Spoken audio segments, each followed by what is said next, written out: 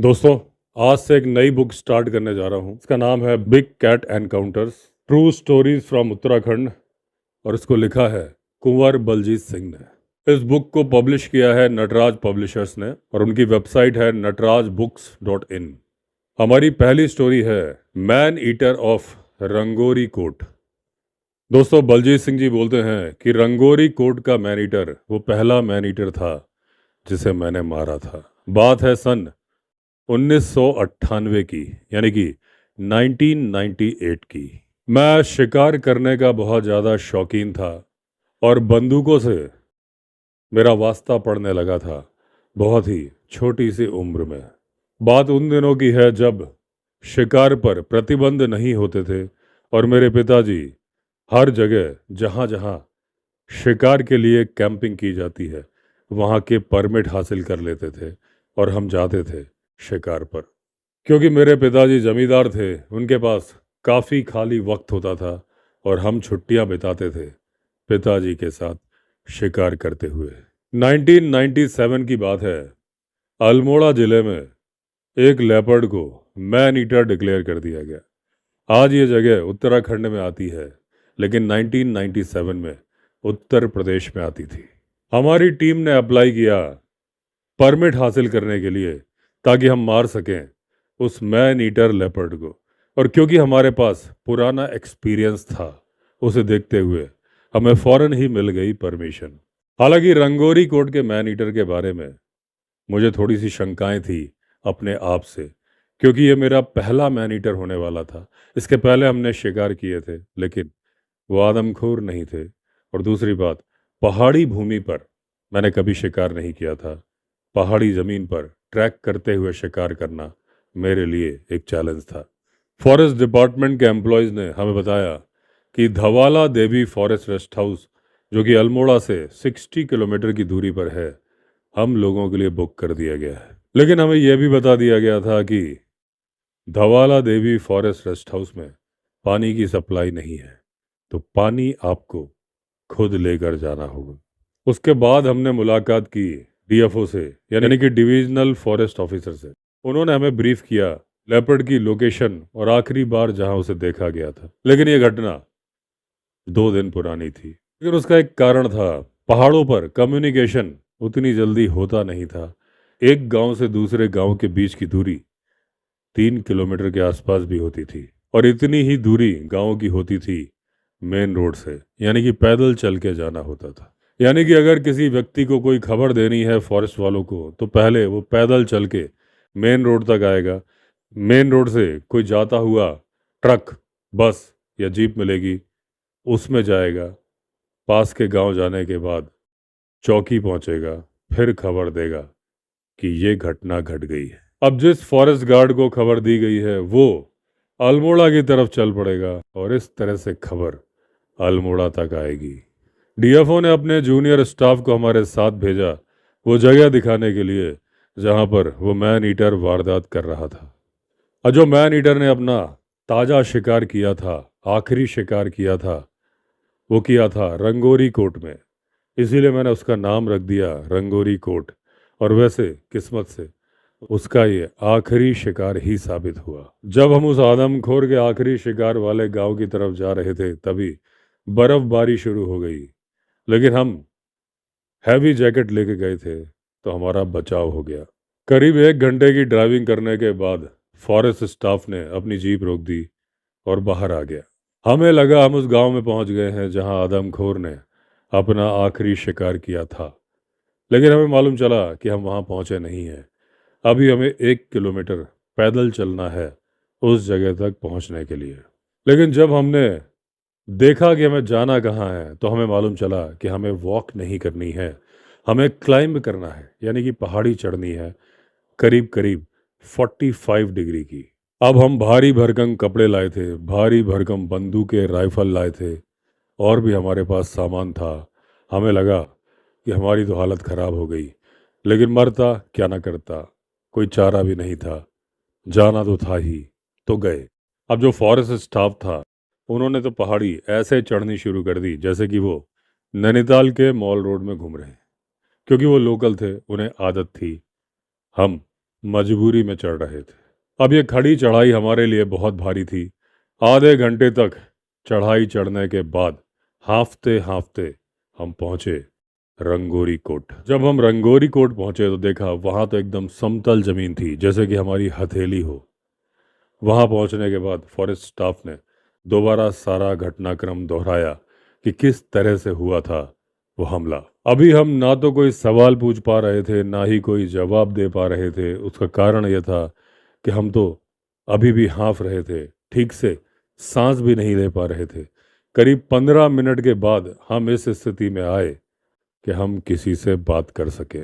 उसके बाद हमें बोला गया कि हम आपको वो जगह दिखाते हैं जहाँ पर मैन ईटर ने अपना आखिरी शिकार किया था।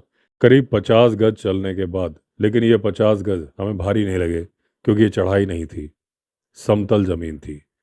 वहाँ दो चीड़ के पेड़, पाइन ट्रीज के बीच में कुत्ते को बांधा गया था बेट बना के, और ये वही जगह थी जहाँ पर आखिरी वारदात की थी उस मैन ईटर ने। अब फॉरेस्ट डिपार्टमेंट के एसडीओ ने हमें कहानी बताई कि हमला हुआ कैसे था। 26 दिसंबर की बात है। गांव की कुछ महिलाएं चारा काटने और लकड़ियां इकट्ठा करने गई थी। सारी महिलाएं रहने वाली थी रंगोरी कोट गांव की ही। अलग अलग महिलाएं अलग अलग पेड़ पर चढ़ गईं, पेड़ की छटाई करने लगी जानवरों के चारे के लिए, कुछ घास काटने लगी। अब दो लड़कियां थी जिनकी उम्र थी 10 साल के आसपास। उन्होंने डिसाइड किया कि वो पेड़ पे चढ़ के पत्तियां काटेंगी, छोटी छोटी टहनियां काटेंगी। अब दो पाइन ट्रीज थे जिनके बीच का अंतर था करीब 5 फीट। दोनों अलग अलग पेड़ पर चढ़ गईं, करीब 15 फीट ऊंचाई पर। उनके हाथ में थी दराती और उससे काट रही थी पेड़ों की पत्तियां, छोटी टहनियां। तभी अचानक कहीं से आदमखोर तेंदुआ आया, पेड़ के ऊपर चढ़ गया और उन दोनों लड़कियों में से एक लड़की के पैर को पकड़ लिया। अब जैसे ही आदमखोर ने उस लड़की के पैर को पकड़ा, वो चिल्लाई। जो बगल वाले पेड़ पर लड़की थी वो भी डर के मारे चिल्लाने लगी और उसके हाथ में जो दराती थी उससे वो लेपर्ड को डराने की कोशिश करने लगी। अब जब तक आसपास की महिलाओं को मालूम चलता कि हो क्या रहा है, तब तक लेपर्ड ने उस लड़की को पेड़ से नीचे गिरा दिया और उसे मुंह में दबा के नजरों से ओझल हो गया। अब गांव की महिलाएं जल्दी जल्दी गांव की तरफ भागी ताकि मदद के लिए पुरुषों को बुलाया जा सके। जल्दी ही वो महिलाएं घटनास्थल पर वापस आ गईं। अब की बार उनके साथ थे गांव के पुरुष। वो पत्थर फेंकने लगी यहाँ से वहाँ। पुरुष भी पत्थर फेंक रहे थे, लाठी डंडे चला रहे थे और बीच बीच में उस लड़की का नाम पुकार रहे थे। लड़की तो उन लोगों को मिली नहीं, मिली तो उसकी आधी खाई हुई लाश मिली। और वो लड़की जो बगल वाले पेड़ पर चढ़ी थी, जिसके हाथ में दराती थी और जो पहले चिल्लाई थी, उसके बाद उसने आदमखोर तेंदुए को अपनी दराती से डराने की कोशिश की थी, घर पहुंचने के बाद बेहोश हो गई। यानी कि जब वो रंगोरी कोट पहुंची, अभी भी वो लड़की सदमे में थी। वो बात करने की स्थिति में नहीं थी और जब हमने उससे कुछ पूछना चाहा तो वो बता नहीं पा रही थी। तो वो घटनास्थल देखने के बाद, गांव के लोगों से कुछ बातचीत करने के बाद हम लोग फॉरेस्ट रेस्ट हाउस वापस आ गए। अगले दिन सुबह हम लोग गए घटुदी गांव, जहां पर 23 दिसंबर को एक पुजारी के ऊपर हमला हुआ था जब वो मंदिर में पूजा कर रहे थे, और गांव का ही एक लड़का जिसकी की उम्र थी मात्र 7 ईयर्स, उसे आदमखोर ने मार दिया था। हमें यह बताया गया कि वहां पर भी कोई रोड नहीं है, हमें उस गांव तक जाना होगा पैदल चल के ही। जब हम यहाँ पर आ रहे थे तो हमें डीएफओ ने बताया था कि पहाड़ी गांव के लोग आतिथ्य सत्कार से भरे हुए होते हैं, मेहमानों का स्वागत करते हैं। अगर आपको कुछ खाने पीने के लिए दिया जाए तो आप मना मत करना, नहीं तो वो बुरा मान जाते हैं। अब सवाल ये नहीं था गांव के लोग हमें ऑफर करें वो हम ले या नहीं। सवाल ये था कि उन लोगों को कितने किलोमीटर पैदल चल के जाना पड़ता है। वहाँ से वो मोटर गाड़ी लेते हैं, फिर जाते हैं गांव, फिर खरीद के लाते हैं कुछ सामान, और वो सामान वो हमें ऑफ़र करें, ये बहुत बुरा लग रहा था। लेकिन डीएफओ ने हमें यह भी बताया था कि अगर हम बदले में उनके लिए कुछ करना चाहते हैं, उन्हें कुछ देना चाहते हैं, तो डायरेक्टली उनको ना दें, चलते वक्त बच्चों के हाथ में पैसा रख दें, क्योंकि भारत में बच्चों को पैसा देने से कोई भी बुरा नहीं मानता। अब हम चीड़ के जंगल से गुजरते हुए जा रहे थे। चीड़ के पेड़ की पत्तियां गर्मियों में नीचे गिर जाती है और एक मोटा कारपेट सा बना लेती है। अब एक लेपर्ड आसानी से चल के चला जाता है और उसका एक भी पग मार्क आपको नज़र नहीं आता। लेकिन हमारे लिए इन चीड़ की पत्तियों पर चलना बहुत ही मुश्किल हो रहा था, क्योंकि ये बहुत ज़्यादा स्लिप करती हैं। कई जगह ऐसे मौके थे कि अगर हम स्लिप करते तो 60 से 70 फीट नीचे चले जाते। घटुदी गांव जहां बना था वो एक पहाड़ी के शोल्डर पर था। मेन रोड से यहाँ पर जाने का केवल एक ही रास्ता था और हमें बीच में एक पहाड़ी स्ट्रीम भी क्रॉस करनी थी। अब ये जो स्ट्रीम क्रॉस करनी थी, इसके लिए आपके अंदर स्टील की मांसपेशियां होना जरूरी था, क्योंकि इस पे जो ब्रिज था, इस पे जो सीमेंट की बीम थी या प्लेटफॉर्म था, वो केवल 1 फुट चौड़ा था। यानी अगर एक कदम गलत रख दिया तो 20 फीट नीचे तेजी से बहती हुई नदी में। और हमें यह जान के आश्चर्य हुआ कि गांव के लोग, चाहे बच्चे हों, चाहे बड़े हों, चाहे बूढ़े हों, उन्हें जब मेन रोड की तरफ जाना होता है तो उन्हें इसी ब्रिज को क्रॉस करके जाना होता है। अब मेरे साथ के कुछ कंपेनियंस इस ब्रिज को क्रॉस करना चाहते नहीं थे, बहुत ज़्यादा घबराए हुए थे, लेकिन मजबूरी थी। कुछ लोग क्रॉस कर चुके थे तो बाकी को तो क्रॉस करना ही था। उन्होंने बैलेंसिंग करते हुए, जिम्नास्टिक करते हुए जैसे तैसे उस ब्रिज को क्रॉस किया। उसके बाद एक छोटी सी नदी को और क्रॉस किया। अब हम लोग किसी तरह से गांव पहुंच गए। वहां पर हमें चाय बिस्किट वगैरह ऑफर किए गए और उसके बाद हमें परमिशन मिली कि हम विक्टिम की सिस्टर से कुछ पूछताछ कर सके। उस गांव की इकलौती पढ़ी लिखी लड़की वही थी। उसे रोजाना 5 किलोमीटर पैदल चल के जाना होता था स्कूल के लिए, और ये पूरे के पूरे 5 किलोमीटर उस आदमखोर की टेरिटरी के अंदर आते थे।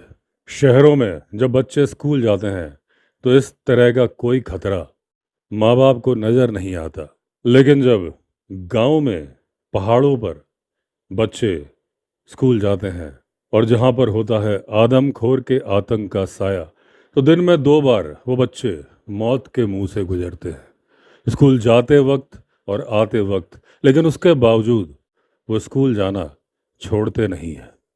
तो ये सीधे साधारण लोग, इन्हें पक्का मिलना चाहिए बहादुरी का कोई अवार्ड।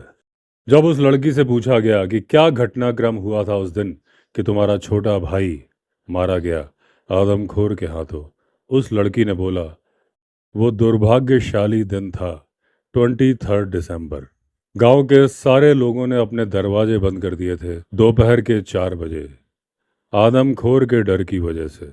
उस लड़की ने बताया कि मेरे भाई ने बोला कि मुझे नेचर्स कॉल के लिए जाना है, हमारे घरों में टॉयलेट नहीं होते। उस लड़की की माँ ने दरवाज़ा खोला और बच्चे से बोला कि जहाँ उसके पैर हैं माँ के, उसके पास में ही बैठ जाओ। माँ खुद खड़ी होके मैन ईटर पर निगाह रख रही थी कि कहीं से तेंदुआ ना आ जाए, लेकिन आदमखोर तेंदुआ था कि उस घर के दरवाजे के पास ही मौके के इंतजार में था। चुपचाप बिना आवाज किए वो आदमखोर आया, बच्चे को गले से पकड़ा, उठा के ले गया गांव की गलियों में। और उसने इतनी सावधानी से ये काम किया कि बगल में खड़ी माँ को मालूम ही नहीं चला कि ऐसा कुछ हुआ है। बच्चे ने भी कोई भी आवाज नहीं निकाली क्योंकि लेपर्ड ने उसका गला पकड़ लिया था। माँ ऊपर देख रही थी, उसने जरा नीचे देखा कि क्या चक्कर है, मेरा बच्चा इतना टाइम क्यों लगा रहा है। देखा तो वहां बच्चा था ही नहीं। गांव की गली की तरफ देखा तो एक हल्का सा पीला पीला कुछ दूर जाता नजर आया, वो था तेंदुआ। तब माँ चिल्लाई।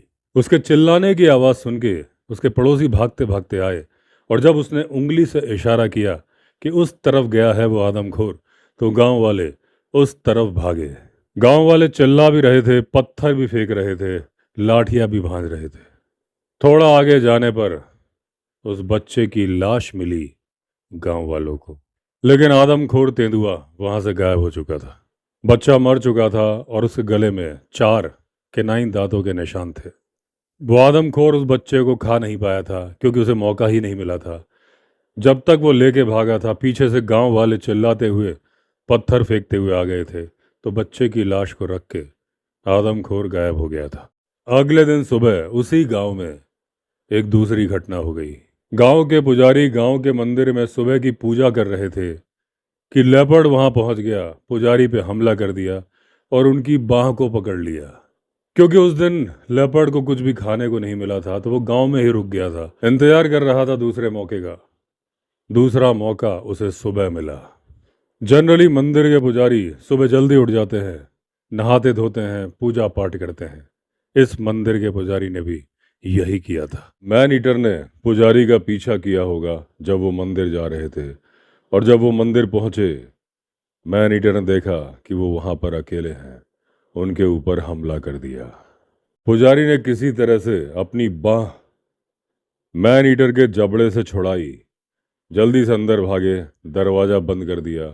मैन ईटर बाहर ही रह गया। अब मैन ईटर गुर्राता हुआ मंदिर के आसपास घूमता रहा। 2-3 बार दरवाजे को तोड़ने की भी उसने कोशिश की अपने पंजों से। वो पुजारी मदद की गुहार लगाते रहे, लेकिन उनकी आवाज़ किसी ने सुनी नहीं, क्योंकि मंदिर गांव से थोड़ा दूरी पर था। अब थोड़ी देर बाद कोई दर्शनार्थी मंदिर में दर्शन करने के लिए आया, लेकिन उसे देखा कि आज तो मंदिर खुला ही नहीं है, दरवाज़ा बंद है, पंडित जी का पता ही नहीं। अब उस समय तक मैन ईटर वहां से जा चुका था। उस आदमी ने थोड़ा ध्यान से देखा तो उसे दरवाजे के पास में खून पड़ा हुआ दिखाई दिया। उसे शंका हुई। हालांकि तब तक मैन ईटर वहां से जा चुका था। उसने जोर जोर से चिल्लाना शुरू किया, पंडित जी का नाम लेना शुरू किया। तब पंडित जी ने दरवाजा खोला। पंडित जी अपने ही खून में नहा चुके थे। उनकी हालत बुरी थी, क्योंकि इतना खून बह गया था और काफी देर से मदद के लिए चिल्ला रहे थे। अब जब लोगों ने चेक किया तो पाया कि उनके हाथ में कोई फ्रैक्चर नहीं हुआ है, लेकिन बुरी तरह से मांस को चीर दिया था उस आदमखोर के जबड़ों ने। अब पंडित जी को हॉस्पिटल लेके जाया गया। वहाँ उनका इलाज चला। 10 दिनों के बाद पंडित जी वापस गांव में आ गए। अब ये सारी कहानियां सुनने के बाद हम लोग वापस आ गए फॉरेस्ट रेस्ट हाउस में। शाम को हमने डिसाइड किया कि हम उस आदमखोर के इलाके में रेकी करेंगे। अब हमने सोचा था कि या तो हमें झलक मिल जाएगी उस आदमखोर की, या फिर उसकी चमकती हुई आंखें दिख जाएंगी। अब जिस रोड को लेके हम आगे बढ़े, वो धूल मिट्टी से भरी हुई एक रोड थी, सीधे जाती थी मैन ईटर की टेरिटरी में। अब इस रोड में 5-6 किलोमीटर चलने के बाद हमारे सामने आ गया एक ब्रिज। उस ब्रिज के एक किनारे पर एक रूम का एक स्ट्रक्चर बना हुआ था। देख के समझ में आ रहा था ये कोई दुकान है, और ऐसा लग रहा था कि इसके अंदर कोई है। अब हमें पानी चाहिए था पीने के लिए, तो हमने आवाज़ लगाई, कोई है जो हमें पानी दे दे, लेकिन कोई रिस्पांस नहीं आया। काफ़ी देर तक जब हम चिल्लाते रहे, दरवाज़ा नहीं खुला, तो हमने बोला हम लोग शिकारी हैं और उस आदमखोर को मारने के लिए आए हैं, लेकिन उसके बावजूद वो दरवाज़ा नहीं खुला। अगली रात को भी जब हम लेपर्ड को ढूंढते हुए वहां गए, तो उसने दरवाज़ा फिर नहीं खोला। आवाज़ लगाने के बावजूद हम उतरे, काफ़ी हमने जोर जोर से दरवाज़ा खटखटाया और बोला दरवाज़ा खोलिए। बड़ी मुश्किल से हल्का सा दरवाज़ा खुला। जब उसे हमने अपनी आइडेंटिटीज़ के बारे में बताया, तब वो दरवाज़ा पूरा खोला गया और उसने हमसे कहा आइए, अंदर आइए और बैठिए। जब हमने उससे पूछा कि तुम 2 दिन से दरवाज़ा क्यों नहीं खोल रहे थे, तो उसने जो बताया उससे आप गांव वालों के मन की पीड़ा जान सकते हैं, उनकी मनोदशा जान सकते हैं, उस आदमखोर की दहशत को जान सकते हैं। उस आदमी ने कहा कि बाकी गांव वालों की तरह मैं भी शाम को 4 बजे अपनी दुकान के अंदर बंद हो जाता हूँ, क्योंकि उसके बाद कोई ग्राहक तो आता नहीं, क्योंकि सारे लोग आदमखोर से डरे हुए हैं। जब आप आवाज़ लगा रहे थे तो मुझे लगा कि उस मैन ईटर ने इंसान का रूप धर लिया है। वो दरवाज़ा खुलवा के मुझे खाना चाहता है, इसलिए मैं दरवाज़ा नहीं खोल रहा था।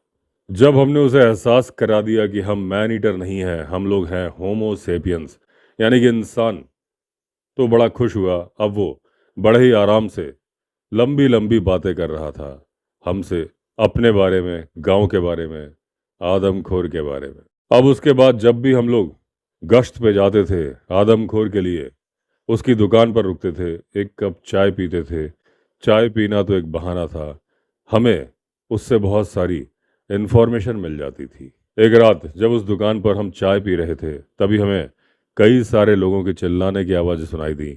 देखा तो पहाड़ी के ऊपर बहुत सारी लालटेन जा रही हैं, बहुत सारी आ रही हैं। हमें समझ में आ गया था कि या तो कि किसी ने मैन ईटर को देख लिया है, या फिर मैन ईटर ने किसी को मार दिया है, और उसकी बॉडी को ढूंढने की कोशिश हो रही है। लेकिन जब उस दुकानदार ने ध्यान से सुना तो वो बोला कि आदमखोर का हमला नहीं है, गांव में कोई बीमार है और सारे गांव वाले मिलके उसे डॉक्टर के यहाँ लेकर जा रहे हैं। और उसने ये भी बताया कि गांव वाले लालटेन लेके नहीं जा रहे हैं, इनके हाथ में है पाइन टॉर्चेज, यानी पाइन नीडल्स। चीड़ के पत्तों को इकट्ठा करके जब जलाया जाता है तो बनती है पाइन टॉर्च। पहाड़ों पर इन्हें मशाल भी बोलते हैं। ये एक तरह से रेडीमेड टॉर्च होती है। करना कुछ नहीं होता, या तो पत्ते इकट्ठा करो या फिर एक डाल काट लो चीड़ के पेड़ की, उसमें आग लगा दो, वो अपने आप शुरू हो जाती है जलना। उन दिनों गांव वालों के पास जंगल में जाते वक्त रोशनी का एकमात्र उपाय था, और वो उपाय था ये पाइन टॉर्चेज। लेकिन अब दृश्य बदल चुका है। अब गांव वालों के घर में बिजली है, अब वो इलेक्ट्रिक टॉर्चेज भी इस्तेमाल कर सकते हैं। अब हर रोज़ हमें नई जानकारी मिल रही थी, लेकिन जब मैं अपने घर से आया था, जल्दबाजी में आया था, घर वालों को पूरी तरह से बता के नहीं आया था कि मैं कहाँ जा रहा हूँ, क्या करने जा रहा हूँ। 4 दिन पहले ही बीत चुके हैं। हालांकि हमें नई नई इन्फॉर्मेशन मिल रही है, लेकिन अभी तक हमें उस मैन ईटर के पग मार्क्स भी नहीं मिले हैं।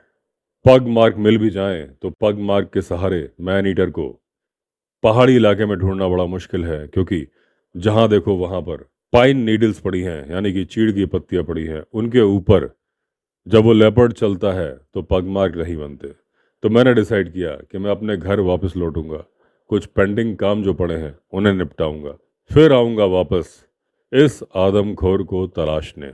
मैं अगले दिन सुबह जाने की तैयारी कर रहा था, अपना सामान पैक कर रहा था, तो आज शाम को एक गांव वाला आया। एक दूसरे गांव वाले का मवेशी गायब है। जब वो अपने मवेशियों को हाँक के जंगल से गांव की तरफ ला रहा था, उसका ये मवेशी एक बैल था। उसे लगा कहीं वो इधर उधर खो गया होगा। जब वो उसे ढूंढने के लिए वापस जंगल में गया तो देखा एक गड्ढे में वो बैल मरा पड़ा था। अब इसमें कोई शक नहीं था कि इसे आदमखोर ने ही मारा है, लेकिन उस दिन रात को बहुत देरी हो चुकी थी, कुछ फायदा था नहीं। हमने डिसाइड किया एक्शन लेंगे हम सुबह। अगले दिन फॉरेस्ट डिपार्टमेंट का स्टाफ आया और हमें लेके गया उस जगह पर जहां पर पड़ा हुआ था मरा हुआ बैल। हमें 2 किलोमीटर पैदल चलना पड़ा। जहां जमीन पर बिछे हुए थे पत्ते, चलते वक्त स्लिप करने की बहुत ज़्यादा संभावना थी। बात इतनी ही नहीं थी, बात कुछ और भी थी, यानी कि करेला ऊपर से नीम चढ़ा। वो जो पत्ते थे जिस पगडंडी पे पड़े हुए थे, उस पगडंडी का झुकाव वैली की तरफ था, और वैली बहुत गहरी थी, कोई नीचे गिरे तो पता भी ना चले। अब जब हम सक्सेसफुली वहां पहुंच गए जहां पर पड़ा हुआ था मरा हुआ बैल, हमने डिसाइड किया कि वहां पर एक पेड़ पर हम मचान बनाएंगे। अब जिन लोगों को मचान नहीं मालूम उन्हें मैं बता दूं कि मचान पेड़ के ऊपर एक बैठने वाली जगह बनाई जाती है जो काफ़ी ऊंचाई पर होती है। शिकार में इसका प्रयोग होता है और शिकारी को ये बेटर विजन प्रोवाइड करती है, और ऊंचाई की वजह से सुरक्षा भी। इस मचान को पूरी तरह से कैमोफ्लॉज यानी कि छुपा दिया जाता है। लेपर्ड या टाइगर उसे देख नहीं पाता। लेकिन जहां पर हम मचान बनाने की सोच रहे थे, यानी जहां पर बैल की लाश पड़ी थी, वहां पर कोई ऐसा पेड़ था नहीं कि जिस पर की मचान बनाया जा सके। हम थोड़ा और आगे बढ़े, वहां पर 3 चीड़ के पेड़ थे, यानी पाइन ट्रीज थे, जो कि आपस में काफ़ी नज़दीक थे। एक पोल वहां पर हमने गाड़ दिया, यानी कि 4 पाए बन गए। 3 चीड़ के पेड़ और एक पोल को मिला के हमने मचान बांध दिया। अब क्योंकि हम उस मरे हुए बैल से थोड़ा दूरी पर थे, तो हमने अपने स्टाफ से बोला कि जो बकरी बांधी जानी है उसे मचान के नज़दीक बांधना, बैल के नज़दीक नहीं। हमारा आइडिया यह था कि जब बैल पर वो मैन ईटर आएगा और बकरी के मिमियाने की आवाज़ सुनेगा तो पक्का वो चाहेगा कि बकरी को भी मार दिया जाए। उस दौरान वो हमें नज़र आ जाएगा और हमारी गोली का शिकार हो जाएगा। अब जब तक फॉरेस्ट स्टाफ मचान बनाने में बिजी थे, हमने सोचा क्यों ना हम ढूंढ कर आए मैन ईटर को, क्योंकि सर्दियों में आदत होती है लेपर्ड की कि किसी ऊंची जगह पर बैठ के वो धूप सेकना पसंद करता है। और अभी बजे थे सुबह के सिर्फ 9। हमने अपने साथ ले लिया एक फॉरेस्ट गार्ड को, ताकि वो हमें रास्ता बता सके अनजान जंगल में। अभी हम थोड़ा ही आगे गए थे कि पहली बार हमें देखने को मिले लेपर्ड के, यानी कि मैन ईटर लेपर्ड के स्क्रैच मार्क्स। जब लेपर्ड किसी रास्ते पर चलता है और कहीं पर वो ड्रॉपिंग करना चाहता है तो वहाँ पर वो अपने पंजे रगड़ता है, ठीक उसी तरह जैसे कि रगड़ता है आपकी गली का कुत्ता। ज़्यादातर निशान हिल साइड मिलते हैं, वैली के साइड निशान कम मिलते हैं। अब उस आदमखोर को हम लोग 3 घंटे तक ढूंढते रहे, लेकिन हमें उसकी एक झलक भी नहीं मिली। अब हो चुका था लंच टाइम, हम लोग चल चुके थे 6 से 7 किलोमीटर, बुरी तरह से थक चुके थे और हमें लगी थी भूख। अब क्योंकि हमें आज शाम को बैठना था मचान पर, तो हमने डिसाइड किया कि चलते हैं वापस फॉरेस्ट बंगलो की तरफ, खाना खाते हैं और फिर करते हैं थोड़ा आराम। दोपहर के 4 बजे थे, हम लोग वापस आ चुके थे मचान पर। अब क्योंकि कोई उतना बढ़िया पेड़ मिला नहीं था जिस पर मचान बनाया जा सके, तो ये मचान थोड़ा सा झुका था एक एंगल पर। यानी कि ये मचान एक तरफ तो था 6 फीट ऊंचा और दूसरी तरफ था 15 फीट ऊंचा। अब क्योंकि जो मेरे साथी थे उनसे मैं ज़्यादा अनुभवी था, शिकार करने का मेरे पास अनुभव ज़्यादा था, इसलिए मैंने डिसाइड किया कि जो निचला हिस्सा है वहाँ पर मैं बैठूंगा। क्योंकि कुछ दिनों पहले ऐसा हो चुका है कि एक शिकारी जो कि लेपर्ड के इंतजार में बैठा था लेकिन थोड़ा सा लापरवाह था, लेपर्ड ने पेड़ पर चढ़कर ही उसकी हत्या कर दी, यानी कि कर लिया शिकार। अगर एक शिकारी अलर्ट होके बैठा है तो चाहे वो पेड़ पर बैठे, चाहे वो बैठे ज़मीन पर, उस पर आदमखोर कभी हमला नहीं करता। हमला वो उसी शिकारी पर करता है जो लापरवाह होता है, क्योंकि उसे वो लंगूर समझ लेता है या कोई छोटा जानवर समझ लेता है। अब हमारे मचान पर बैठने के थोड़ी देर बाद अंधेरा हो गया। अब हम पूरी तरह से तैयार थे, हमारी आंखें ढूंढ रही थीं लेपर्ड को, कान सुनने की कोशिश कर रहे थे कोई आहट जो कि की हो उस लेपर्ड ने या फिर हुई हो उसकी वजह से। सन्नाटा इतना ज़्यादा था कि हम अपनी हार्ट बीट सुन पा रहे थे, लेकिन तभी हमने सुनी मैन ईटर की आवाज़। रात के 8 बजे थे और मैन ईटर सोइंग साउंड कर रहा था, यानी कि वो आवाज़ निकाल रहा था जो कि होती है उसकी चिर परिचित आवाज़, जैसे कि आरी से लकड़ी को चीरा जा रहा हो। ये आवाज़ जहाँ से आ रही थी वो जगह थी करीब करीब 1 किलोमीटर की दूरी पर। मैन ईटर ने 2 बार और आवाज़ निकाली। अब ऐसा लग रहा था कि मैन ईटर इस तरफ ही आ रहा है। अब धीरे धीरे मैन ईटर नज़दीक आ रहा था। अचानक वो रुक गया, उसकी आवाज़ आनी बंद हो गई। अब हम समझ गए थे कि उसने उस बकरी की आवाज़ को सुन लिया है और अब वो जो शिकार ढूंढ रहा था, शिकार ढूंढने जा रहा था, अब वो वहाँ नहीं जाएगा, क्योंकि उसे पता चल चुका है कि नज़दीक में ही है एक बकरी। हमारे दिल की धड़कनें बहुत ज़्यादा तेज हो गई थी, क्योंकि अब हमें इंतजार था लेपर्ड का, जो कि किसी भी वक्त आ सकता था। बकरी को भी अंदेशा हो गया था कि कोई लेपर्ड उसकी तरफ आ रहा है, क्योंकि अभी तक वो मिमिया रही थी, अब उसने मिमियाना बंद कर दिया था। और जो लेपर्ड की आवाज़ आई थी वो आई थी पहाड़ी की तरफ से। अंधेरा था, लेकिन हम कुछ कुछ अंदाजा लगा पा रहे थे कि लेपर्ड किस तरफ से आ रहा है, और शायद बकरी ने लेपर्ड को देख लिया था। अगर नहीं देखा था तो वो उसे ढूंढने की कोशिश कर रही थी, एक ही दिशा में देख के। हमें भी लेपर्ड की दिशा, बकरी के सिर की दिशा, या फिर बकरी जिस तरफ देख रही थी उधर देखने से ही मालूम चल रही थी। अब बकरी ने एक बार हमारी तरफ चेहरा किया, अब एक बार वो देखने लगी दूसरी तरफ। थोड़ी देर वहां खड़ी रही, देखती रही, और उसके बाद वो नीचे बैठ गई। हम एकदम चुपचाप बैठे थे। कभी बहुत कुछ ज़रूरी होता था तो फुसफुसा के बात करते थे। हम ऐसे बैठे बैठे हो चुका था 1 घंटा। अभी तक लेपर्ड के आने का कोई सुराग नहीं था, और बकरी जो कि उसका इंतजार कर रही थी अब सो गई थी आराम से। उसने सोचा था कि सोचना क्या, जो भी होगा देखा जाएगा। अब हमने अंदाजा लगाया कि आखिर माजरा क्या हुआ होगा। लेपर्ड हमसे ज़्यादा ऊंचाई पर था। बकरी जब मिमिया रही थी, लेपर्ड इस तरफ को बढ़ चला। उसके बाद जब बीच बीच में हम लोग फुसफुसा के बातें कर रहे थे, तो या तो उसने हमारी फुसफुसाहट को सुन लिया था या फिर उसने देख लिया था हमें। यानी कि इस शिकार को छोड़ दिया था लेपर्ड ने, क्योंकि वो समझ चुका था कि यहाँ पर वो आएगा तो शिकारी खुद शिकार हो जाएगा। मचान पर लंबे समय तक बैठे रहना बड़ा मुश्किल काम होता है।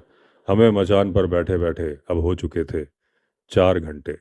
अब ये नेचुरल सी बात है कि थोड़ी बहुत आवाज़ तो हो ही जाएगी, कभी आप अपना वजन एक पैर से दूसरे पैर में शिफ्ट करते हो, कभी कुछ फुसफुसा के बोलते हो, या हल्की सी आपको खांसी या छींक आती है, और इतनी सी आवाज़ काफ़ी है मैन ईटर को अलर्ट करने के लिए। तो जब हमें उस दिन ये एक्सपीरियंस हो गया, उसके बाद कभी भी हम लोग 1 घंटे से ज़्यादा मचान पर बैठे नहीं। अब मचान पर बैठे बैठे मैंने देखा कुदरत का करिश्मा। पहले जब हम मचान पर बैठे थे, रात बहुत ज़्यादा अंधेरी थी। उसके थोड़ी देर बाद रात थोड़ी उजियाली हो गई, और उसके थोड़ी देर बाद फिर छा गया घना अंधेरा। जब तक हम मचान पर बैठे रहे, कुछ ऐसा ही क्रम चलता रहा। रात के 10 बजे तक ऐसा होता रहा। जितने लोग मचान पर बैठे थे, सब ने ये बात एक्सपीरियंस करी। वहाँ पर तो नहीं बोली। जब हम मचान से नीचे उतर आए, फॉरेस्ट रेस्ट हाउस पहुँच गए, तो हमने इस पर चर्चा की। हालांकि चर्चा का कोई नतीजा सामने नहीं आया। रात के 10 बजे तक जब मैन ईटर की कोई दूसरी आवाज़ आई नहीं, बकरी ने भी मिमियाया नहीं, हम समझ गए कि अब वो मैन ईटर आने वाला नहीं है। उतर के हम वापस आ गए फॉरेस्ट रेस्ट हाउस। जब हम मचान से नीचे उतरे तो वहाँ पर था घुप अंधेरा। हमारी जीप मचान से 2 किलोमीटर की दूरी पर पार्क थी। उसमें हमारा इंतज़ार कर रहे थे स्टाफ मेंबर्स। हम वहाँ पहुँचे, जीप में बैठे, आए फॉरेस्ट रेस्ट हाउस। लेकिन दिक्कत ये थी कि जब हम मचान पर जा रहे थे तो हमें गाइड करने के लिए फॉरेस्ट वाला था। जब हम मचान से उतरकर जीप पर जा रहे थे, हमें गाइड करने वाला कोई नहीं था। गरीबी में आटा गीला, हमारे साथ कोई सर्वेंट भी नहीं था। हमारे पास भारी भारी ब्लैंकेट थे, भारी भारी राइफल थी, और साथ में थी कार की बैटरी, जो कि इस्तेमाल की जानी थी सर्च लाइट के तौर पर। गलती से हम गलत रास्ते में चले गए और ज़्यादा गहरे जंगल में चले गए। अब हम इतने घबरा गए थे कि हमें लग रहा था कि हम मेन रोड तक पहुंच ही नहीं पाएंगे। और दूसरी बात यह थी कि हम थे पहाड़ पर, एक गलत कदम और हम पहुंच जाते 100 फीट नीचे। अब भारी भरकम सामान के साथ वॉक करना बहुत ज़्यादा मुश्किल हो रहा था। हमने डिसीजन लिया कि ऐसा करते हैं, सामान को यहीं छोड़ देते हैं। लेकिन फिर हमें ये लगा कि अगर हम सामान को इतने घने जंगल में छोड़ देंगे तो फिर हम ढूंढने कैसे आएंगे। तो किसी तरह से मेहनत करते करते, दृढ़ निश्चय करके हम सामान कैरी करते रहे। हालांकि ऐसा करते वक्त हमारा कलेजा हमारे मुंह को आ रहा था। अभी जब हम जीप के पास पहुंचे तो वहां पर जो फॉरेस्ट गार्ड खड़ा था, उसने बोला कि अभी एक कार आई थी, और जब उसने मुझे वर्दी में देखा तो वो कार रुकी, और उसने बोला 1 किलोमीटर की दूरी पर एक लेपर्ड ने कार पर हमला किया है, यानी कि उनकी ही कार पर। हमें ऐसा लगा कि वो फॉरेस्ट गार्ड कहानियां बना रहा है ताकि हमारा इंटरेस्ट बना रहे, क्योंकि हमने आज तक कभी नहीं सुना कि किसी लेपर्ड ने चलती हुई कार पर हमला किया हो। तो हमने उस फॉरेस्ट गार्ड की बात को इग्नोर कर दिया, कुछ ध्यान नहीं दिया उस पर, गाड़ी में बैठे चल पड़े। हम थोड़ा ही आगे बढ़े थे कि देखा एक गाड़ी हमारी तरफ आ रही है। जब वो गाड़ी नज़दीक आ गई तो हमने देखा वो एक जीप थी, और उसमें 2 आदमी बैठे हुए थे। उन्होंने हाथ का इशारा करके हमें रोका और बोला, आप लोग आगे मत जाइए, आगे सड़क पर एक लेपर्ड है, उसने अभी हमारी चलती हुई गाड़ी पर हमला किया है। हम दो में से एक आदमी को मारने की कोशिश की है। उन आदमियों ने कहा कि आप लोग तो खुली जीप में बैठे हैं, वो पक्का हमला करेगा और आप में से किसी एक आदमी को मार देगा। अब जब हमने उनसे पूछा कि उसने किस तरह से आप पर हमला किया था, कैसे आपको मारने की कोशिश की थी, तो उन्होंने पूरा किस्सा बताया। उन्होंने कहा कि वो सड़क पर गाड़ी चला के जा रहे थे, उन्होंने देखा 20 सड़क पर एक लेपर्ड खड़ा है। वो गाड़ी आगे बढ़ाते रहे। उन्होंने सोचा कि गाड़ी जब उसके नज़दीक चली जाएगी तो लेपर्ड रास्ता छोड़ देगा, क्योंकि ऐसा उनके साथ पहले भी कई बार हुआ था। लेकिन जब गाड़ी नज़दीक आई तो लेपर्ड ने उनके ऊपर चार्ज कर दिया। इस बात की उनको उम्मीद नहीं थी।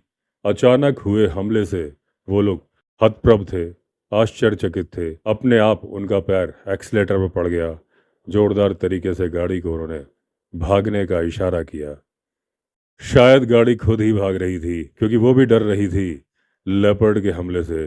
कहना चाह रही थी अपनी सवारियों से, खुद तो मरोगे, मुझे भी मरवाओगे, 001 तुम्हारी बहन को नमन। जीप सॉफ्ट टॉप वाली थी, यानी कि हुड वाली थी, पक्की नहीं थी। आधा हिस्सा उसका खुला हुआ था। अब जब लेपर्ड ने जीप पर हमला किया था, जीप तेजी से भाग रही थी। लेपर्ड उसके एक बम्पर में टकराया, अपने आप साइड हो गया। लेपर्ड ने फिर हिम्मत संजोई, फिर भागा जीप की तरफ। उसका जो पीछे खुला हुआ हिस्सा था, लेपर्ड ने अपने पंजे वहां जमा लिए पूरे टाइम वो गुर्रा रहा था। लेपर्ड बड़ा डेस्परेट होके जीप के अंदर कूदने की कोशिश कर रहा था। अब जीप के जो दो सवार थे, जब उन्हें लेपर्ड के इरादों का आभास हुआ, वो बुरी तरह से घबरा गए थे। अब जो ड्राइवर था वो एक निगाह मुड़ के देख रहा था लेपर्ड की तरफ, एक निगाह देख रहा था सड़क की तरफ। इस प्रक्रिया में जीप दाएं बाएं भाग रही थी। इस हड़बड़ाहट में, क्योंकि जीप दाएं बाएं भाग रही थी, लेपर्ड अपना बैलेंस नहीं बना पाया और वो नीचे गिर गया। अब जो मौत का भय होता है, मौत का सन्नाटा होता है, वो उन दोनों आदमियों के चेहरे पर अभी भी नजर आ रहा था। जब उन लोगों को हमने बता दिया कि हम लोग वो शिकारी हैं जिनके पास परमिट है उस मैन ईटर को मारने का, तो उन लोगों ने कहा कि अगर आप अभी जल्दी जाएं तो पक्का वो मैन ईटर आपको मिल जाएगा, क्योंकि यहाँ से वो 1 किलोमीटर दूर ही है और अभी भी है सड़क के ऊपर। हमने जल्दी जल्दी गाड़ी आगे बढ़ाई।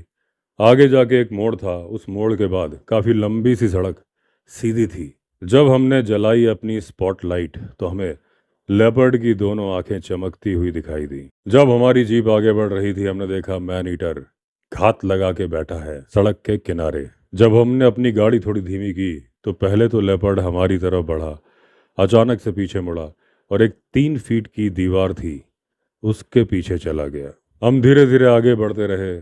जैसे ही हम नज़दीक पहुंचे, अचानक से वो दीवार के पीछे से निकला और उसने चार्ज कर दिया हमारे ऊपर। अब जैसा कि इसका व्यवहार था, हमें मालूम था कि हमारा सामना आदमखोर से ही हो रहा है। अब जैसे ही इसने चार्ज किया, मैंने निशाना लिया और अपनी दोनों की दोनों बैरल खाली कर दी, एक के बाद एक। मैन ईटर ने एक ग्राउल की आवाज़ निकाली, ऊंचाई तक उछला और नीचे पहाड़ी की तरफ चला गया। हम जल्दी से अपनी गाड़ी से उतरे, दौड़ते हुए उस तरफ गए जहां वो आदमखोर गया था, यानी गिर के गया था।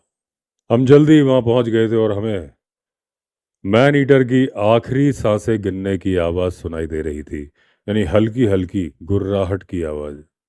अब एक तरफ तो हम बहुत ज़्यादा खुश थे कि हमने मैन ईटर को मार गिराया था 5 दिन के अथक प्रयासों के बाद, लेकिन दूसरी तरफ हम बहुत दुखी थे।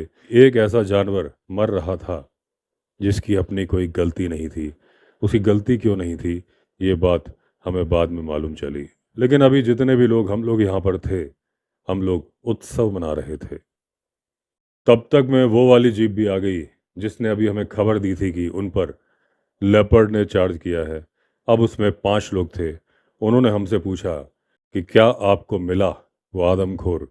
जब उन लोगों को हमने बता दिया कि हम लोग वो शिकारी हैं जिनके पास परमिट है उस मैन ईटर को मारने का, तो उन लोगों ने कहा कि अगर आप अभी जल्दी जाएं तो पक्का वो मैन ईटर आपको मिल जाएगा, क्योंकि यहाँ से वो 1 किलोमीटर दूर ही है और अभी भी है सड़क के ऊपर। हमने जल्दी जल्दी गाड़ी आगे बढ़ाई। आगे जाके एक मोड़ था, उस मोड़ के बाद काफ़ी लंबी सी सड़क सीधी थी। जब हमने जलाई अपनी स्पॉटलाइट तो हमें लेपर्ड की दोनों आंखें चमकती हुई दिखाई दी। जब हमारी जीप आगे बढ़ रही थी, हमने देखा मैन ईटर घात लगा के बैठा है सड़क के किनारे। जब हमने अपनी गाड़ी थोड़ी धीमी की तो पहले तो लेपर्ड हमारी तरफ बढ़ा, अचानक से पीछे मुड़ा और एक 3 फीट की दीवार थी उसके पीछे चला गया। हम धीरे धीरे आगे बढ़ते रहे। जैसे ही हम नज़दीक पहुंचे, अचानक से वो दीवार के पीछे से निकला और उसने चार्ज कर दिया हमारे ऊपर। अब जैसा कि इसका व्यवहार था, हमें मालूम था कि हमारा सामना आदमखोर से ही हो रहा है। अब जैसे ही इसने चार्ज किया, मैंने निशाना लिया और अपनी दोनों की दोनों बैरल खाली कर दी, एक के बाद एक। मैन ईटर ने एक ग्राउल की आवाज़ निकाली, ऊंचाई तक उछला और नीचे पहाड़ी की तरफ चला गया। हम जल्दी से अपनी गाड़ी से उतरे, दौड़ते हुए उस तरफ गए जहां वो आदमखोर गया था, यानी गिर के गया था।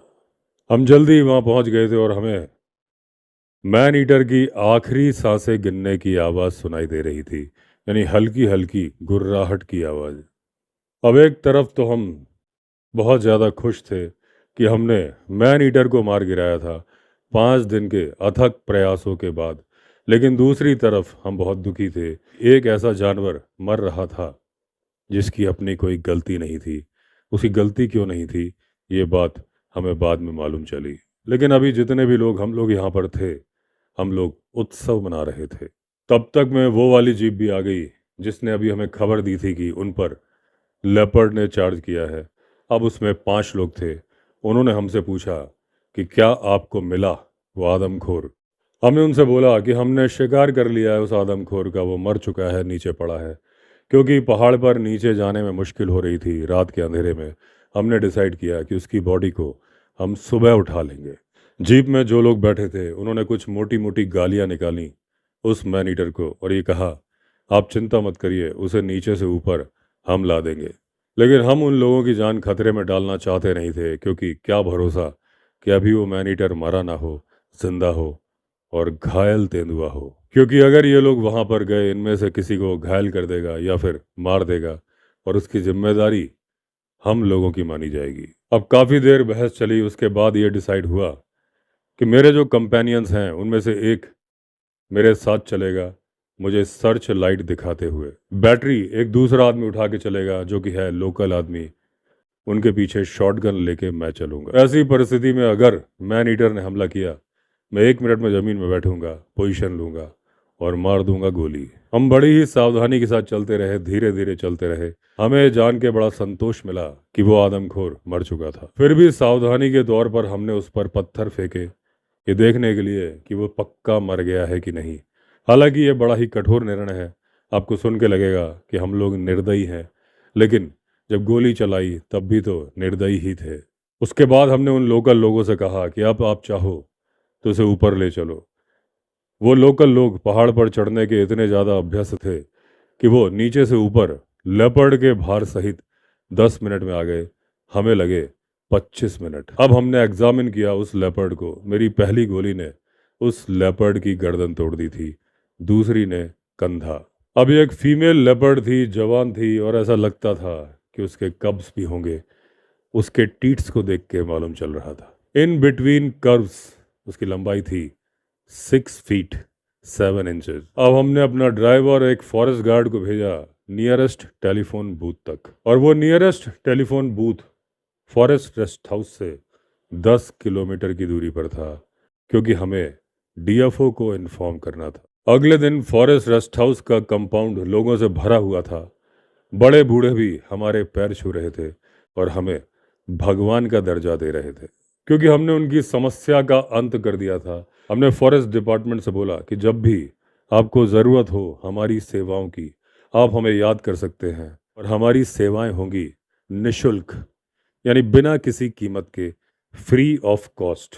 जब मैन ईटर जिंदा था तो गांव के लोग दोपहर के 4 बजे के बाद बाहर निकल नहीं पाते थे, बच्चे स्कूल नहीं जा पाते थे, वो कोई फंक्शन ऑर्गेनाइज नहीं कर पाते थे, बाजार भी नहीं जा पाते थे। अब क्योंकि लेपर्ड मर चुका था, वो भी आदमखोर लेपर्ड, वो फ्री थे। अब वो नॉर्मल एक्टिविटीज़ कर सकते थे किसी भी टाइम पर। अब सवाल ये उठता है कि उस आदमखोर की भी जांच की जानी चाहिए थी कि वो आदमखोर आखिर बना क्यों था। क्या वजह थी कि वो चलती गाड़ियों पे हमला कर रही थी, अपने बच्चों को छोड़कर उनका ध्यान नहीं रख रही थी।